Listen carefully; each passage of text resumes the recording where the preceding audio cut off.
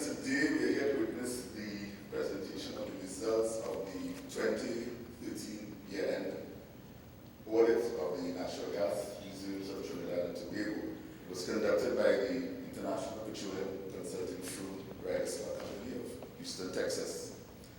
But before we get into the core of today's proceedings, allow me to spend a few minutes to provide you with a little background into the ministry's process.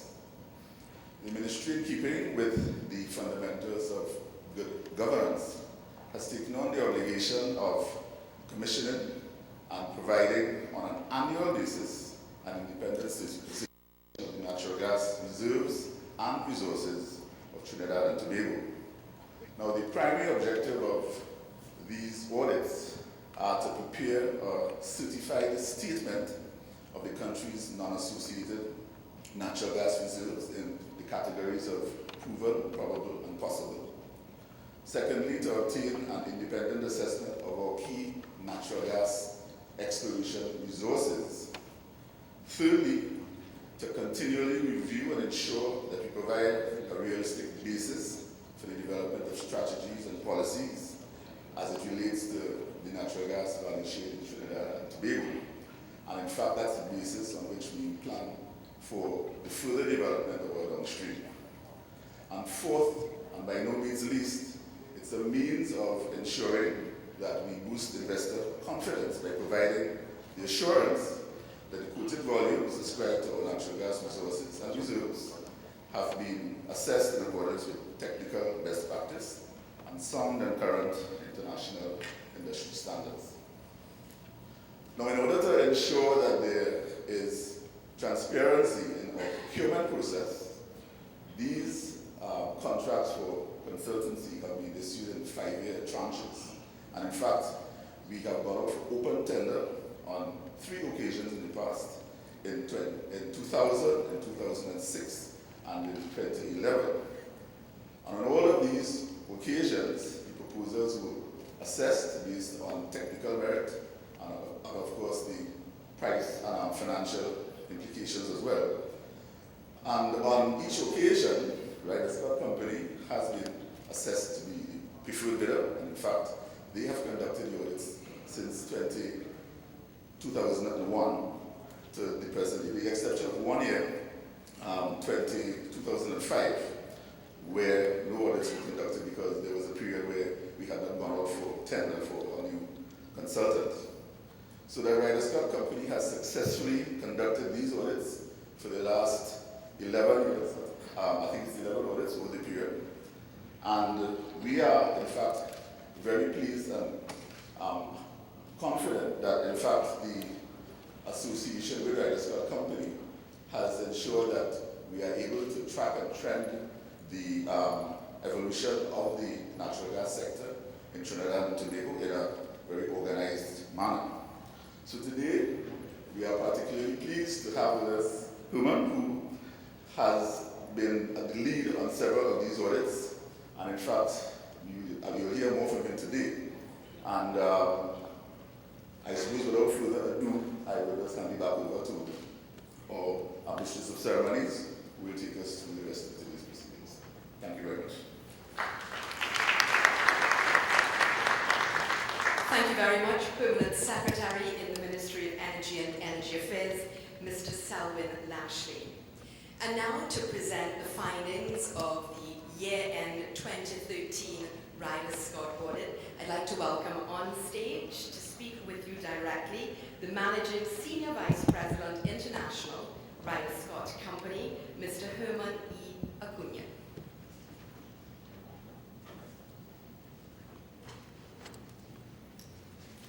Good morning, everybody.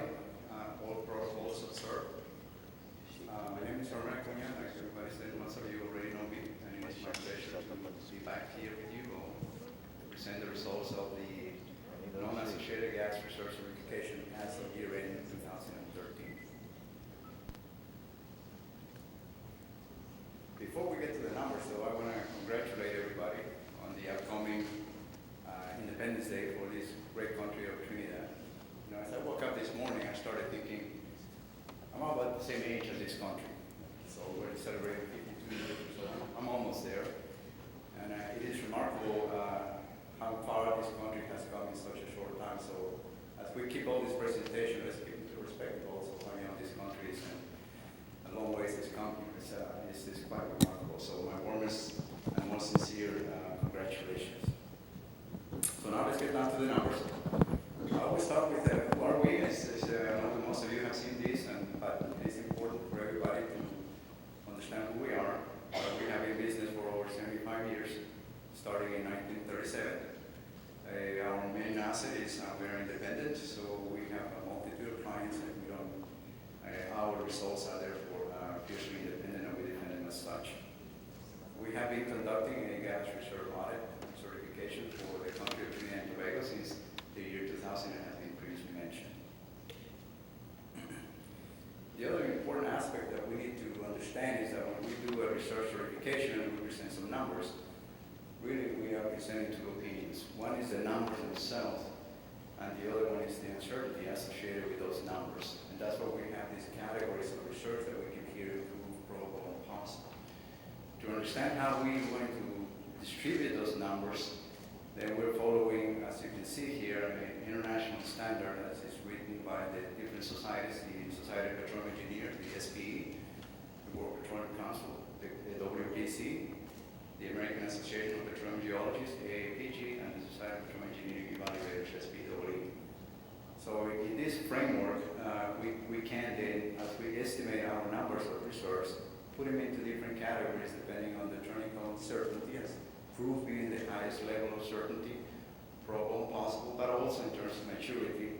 As you will see, we'll be discussing some numbers in terms of unrisked exploratory potential. Those are the figures that are still in an exploratory phase, so they're not ready for development. In terms of the companies that we audited, it is clear that it's important also to understand that we focus on shallow water only. Some of these new results for the deep water and potential exploration from those deep water blocks that have been recently awarded are not part of the audit. Within the companies that we looked at, we include BP, BPTT, BHP, British Gas, Centrica Petrotrin, Chevron, EOG, and this year for the first time we also took a look at Nico Resources Limited, primarily exploration, Repsol, Trinity Exploration also for the first time, and of course we continue to keep track of the open areas in the shallow water. In this graph we show the historical production, the approximate production of the country, starting in 2004, about the production, as you can see on the left axis, is in billions of cubic feet per year. So in 2004, about one TCF per year, ramping up with the bringing online of the LNG trains, but pretty much steady since 2008 at about 1.4, 1.45 TCF per year, so quite remarkable. There's a little dip on 2011, I understand that's because of some maintenance, planned maintenance that needed to be done at that point. Out of that, we also see the distribution of the production by company, more or less. We see LVP, as everybody knows, is the main producer in Trinidad and Tobago, followed by British Gas.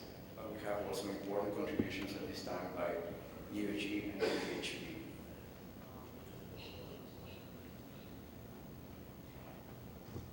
Let's look now at the results of the numbers. We're starting from 2000. We're keeping track. I promise you that next year I'm going to take some of those numbers out, so the table is a little bit more bearable. But we can see at the bottom the last two audits. You see there are 4 columns. These are all on risk numbers. We see proof, probable, possible, and exploratory potential. This year we have certified, as of year end 2013, 12,240 billion cubic feet of gas, in other words, 12.2 teras TCF of gas on the proof category. On the probable category, we have 5.5 TCF. On possible, 6.1 TCF. As you can see, the exploration potential has gone up from 31.6, the unrisked exploration from 31.6 to 39.9. This is primarily from identifying prospects and leads from the 2 companies that I mentioned. This is the first time that we looked at.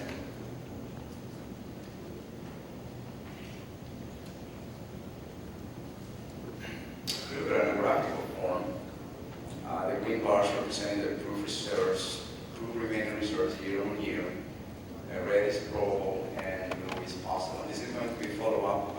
slide that explains the evolution, including the production thus far. Let's focus on the last few years, and we can see that starting in 2009 or so, we were having a decline of about 7% per year, 2009, 2010. Then we had a fairly stable period of maintaining the proof reserves, at least in the proof category, in 2011 and 2012. And for the 2013, we have seen a reduction in the proof category of 7%. So in our opinion, it's partly the cyclic nature of as you go through exploration and development and so forth. We know there are some important initiatives right now to continue these reserve replacement efforts. You can see the proven possible reserves are fairly stable since 2009. So let's get a better understanding of what does this mean. If we start in 2003, let's look at the entire volumes that we were considering, including now in yellow at the bottom, the accumulated production. So you can see how much we have actually produced from that initial portfolio of gas that was verified, say, starting in 2003. As you can see, the yellow bar keeps growing year on year. This is a representation of the production of about 1.5 TCF per year, which is a challenge to the industry to replace year on year. As this yellow bar continues to increase, you see the green bar, which is the proof in this case in the last year, being reduced by a certain amount. The 7% I mentioned earlier, then you have the problem possible on top of that. So overall, the overall 3P proved problem possible EUR estimated ultimate reserves have been remained fairly stable with some increments since 2008. But as the production goes up, then that's the challenge to continue to make that overall bar continue to grow by an amount equal or greater than the amount by which the yellow line increases.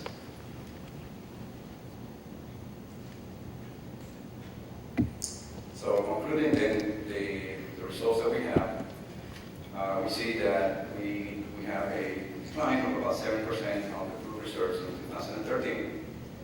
The proof category, we have certified 12.24 TCF for gas of 12,240 billion cubic feet. The probable reserves are 5.5 TCF or 5,526 billion cubic feet of gas. Possible reserves, we have 6.1 TCF or 6,116 billion cubic feet. This represents about 51% in terms of reserves categories. 51% of the reserves, the remaining reserves are in the proven category, and then we have about a fourth and a fourth in the probable and the possible categories. When we go back to the on-risk exploratory resources, we mentioned they've gone up from 31 to 39 on nearly 40 TCF of gas. This represents only the shallow and also, again, those opportunities that have been presented to us.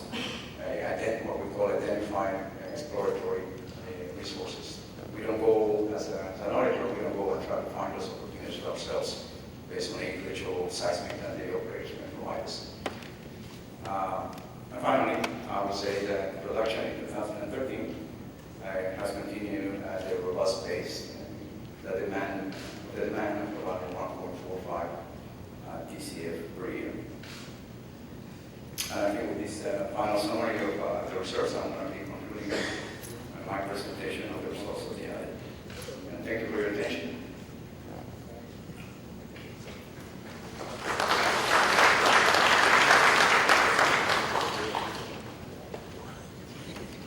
Thank you very much for presentation of highlights of the 2013 Ryder Scott Gas Reserve Audit. Thank you very much for joining us this morning, Mr. Hernan G. Acuna, the Managing Senior Vice President International of the Ryder Scott Company.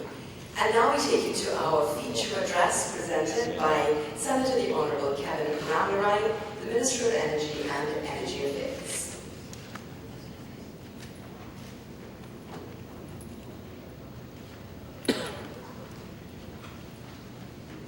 Thank you very much, Francesco. Good morning, everybody. Permanent Secretary, Mr. Selwyn Lashley, Chief Technical Officer, Mr. Richard Journey, distinguished ladies and gentlemen, Chairman of State Boards, Presidents of oil and gas companies, members of the financial and banking fraternity who are here. Good morning. First of all, you may be wondering why it is we're starting at 9:30 a.m. And I want to apologize for that. I thought that we may have had a sitting of Parliament this morning starting at 11. So that's why we had this function a bit early, which would have allowed me to speak and then go to Parliament. But we finished that debate very late last night, and there's no more sitting of Parliament until I think the budget is read 8 or 9 days from now. So this morning I actually don't have a crystallized prepared text. So I'll be speaking a bit from the slides and speaking a bit to what Herman has said. First of all, of course, we know Ryder Scott. Ryder Scott, as I told Herman last year, is a household name in Trinidad and Tobago. It's one of the world's most prestigious petroleum consultancies.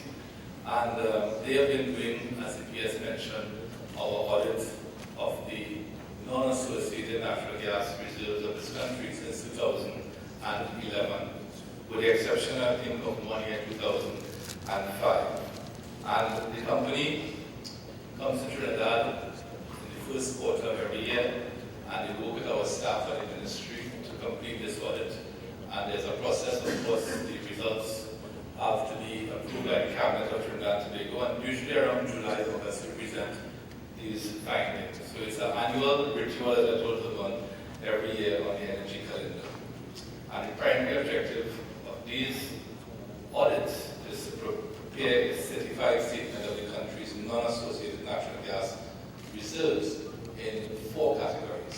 Proven category